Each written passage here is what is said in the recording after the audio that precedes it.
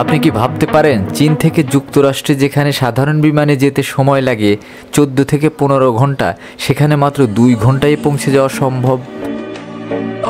হ্যাঁ, চীন আনতে যাচ্ছে ইয়ংসিং নামক একটি হাইপারসনিক বিমান, যা ঘন্টায় প্রায় 5000 কিলোমিটার বেগে উঠতে সক্ষম। চীনের লিংকিং তিয়ানশিং টেকনোলজি কোম্পানি এই প্রকল্পটি বাস্তবায়ন করছে। প্রকল্পের নাম ইয়ংসিং, যার অর্থ মেঘের মধ্যে চলাচল করা। এই বিমানটি ম্যাক 5+ গতিতে উঠতে পারবে, যা শব্দের চেয়েও 5 গুণ দ্রুত। এই উচ্চ গতির কারণে বেইজিং থেকে নিউ ইয়র্ক যেতে সময় লাগবে মাত্র 2 ঘন্টা। এই বিমানটি সম্পূর্ণ ভিন্ন প্রযুক্তি ব্যবহার করবে। এটি উলম্বভাবে টেক অফ ও ল্যান্ড করতে সক্ষম হবে।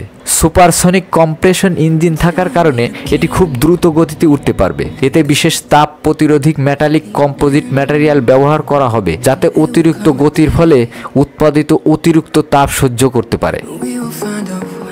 এই প্রযুক্তি সফল হলে ভবিষ্যতে প্লেনের গতি 10,000 কিলোমিটার পর্যন্ত উন্নতি হতে পারে। এর ফলে লন্ডন থেকে নিউ ইয়র্ক যেতে সময় লাগবে মাত্র 1 ঘন্টা। সারা বিশ্বের ট্রাভেলিং বিপ্লবের মুখোমুখি হবে। তবে এর খরচ অনেক বেশি এবং এটি সাধারণ মানুষের জন্য সহজলভ্য হতে সময় লাগবে। চীনের ইয়ংসিং প্রকল্প যদি সফল হয়, তাহলে আকাশপথের যোগাযোগ ব্যবস্থা সম্পূর্ণরূপে বদলে যাবে। আপনার মতামত কি জানাবেন? আপনি কি হাইপারসনিক ফ্লাইটে যাত্রা করতে চান?